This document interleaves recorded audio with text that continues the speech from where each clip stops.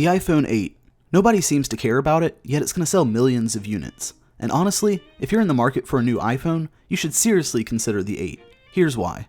I'm Jason with Maslin Tech, and this is my review of the iPhone 8. Before we get started, leaving a like and comment on this video will get you a chance to win one of those bags I looked at in my last video. Plus, the whole video was shot on this iPhone. Now, on to the review. Initially, I was going to start writing this review 2 days after I got the phone, but life got busy and 2 days turned into 2 weeks. I'm glad too, because my opinions on the phone have changed drastically. I'm going into this review assuming you know the basics about the iPhone line, so instead of talking over every point, I'm going to talk about the biggest changes I noticed moving from the iPhone 7 Plus. First, the fit and finish. The biggest change this year, visually, is that the rear of the phone went from an aluminum back to a glass back to allow wireless charging. I haven't used wireless charging yet myself, but the new clean glass back is still appreciated. With only the Apple logo and the word iPhone on the back, the phone has a monolithic look to it. The back is a bit grippier than the last few generations, but I found myself pulling my phone out of my pocket facing the wrong way. Though, that's not a terrible thing, because the front of the phone looks just like every other iPhone since 2014, and let's be honest, this looks stale. What I said about the OnePlus 5 applies to the iPhone 8, its 2017 flagship specs, in the body of something from years past, but more on that later. Everything else about the design of the iPhone 8 is what you've seen in the iPhone 7. The colors have been adjusted, and mostly for the better. I love the rear of the silver phone, which looks more like white to me, but oddly, is a different shade of white than the front of the phone. Booting up the phone for the first time immediately introduced me to 2 new features. The first was an extremely easy migration process from my old phone. Basically a password and a passcode later, and my new phone was set up. Secondly, the iPhone 8 supports True Tone.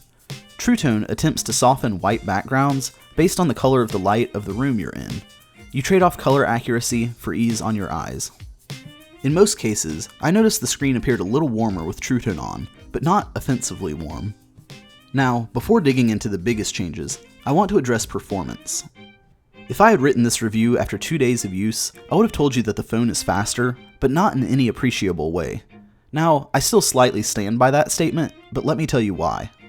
By now, you may have seen everyone talk about how the Geekbench scores for the iPhone 8 completely destroys any other phones, and that the processor is nearly twice as fast as last year. That's great and all, but iOS doesn't really reflect that. Animations are slightly smoother, but apps don't really load any faster.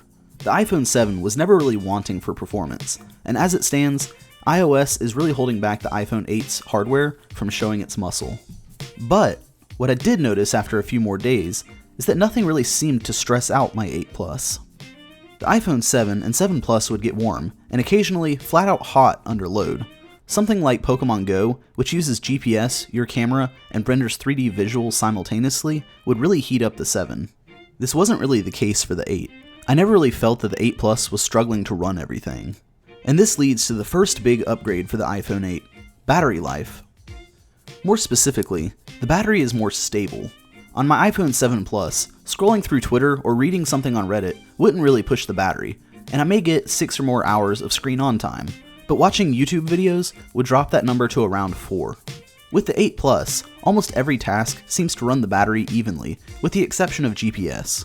I'm 15 days into owning my 8 Plus, and have never hit below 20% battery on any given day, where I'd hit below 20% 1 or 2 days a week previously. On top of the extra longevity, the iPhone 8 models also now support fast charging. But don't get too excited.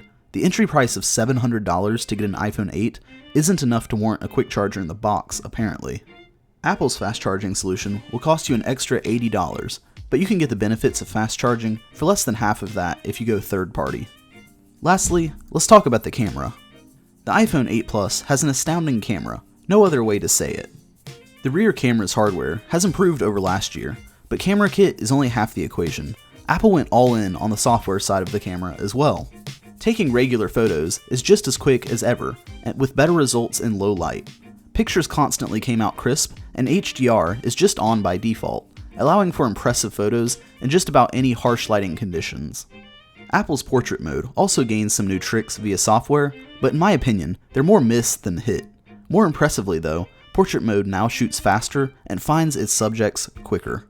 Video also makes some impressive gains. 4K video can now be shot at 24 and 60 FPS on top of the standard 30. Slow-mo can now shoot at 240 FPS at 1080p, which looks wild. Both 4K 60 and 1080p 40 require you to manually enable the iPhone to shoot in high efficiency mode. While the results are impressive, high efficiency video is also less compatible. Requiring an iOS 11 or macOS High Sierra device to play and edit means sharing with friends and family can be a little cumbersome.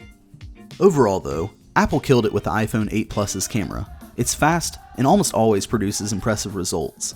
For example, I went to a concert the weekend I got the phone, and it captured the audio and video in a noisy, crowded, low-lit room effortlessly.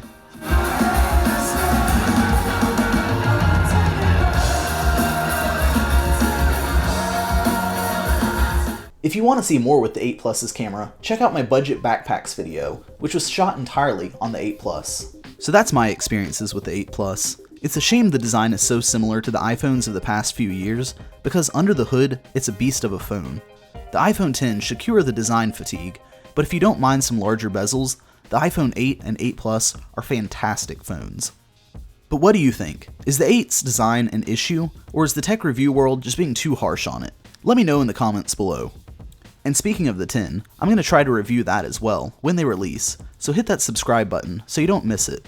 That's all for this one. I'm Jason with Maslin Tech. Like and subscribe if you enjoyed this, and I'll see you in the next one.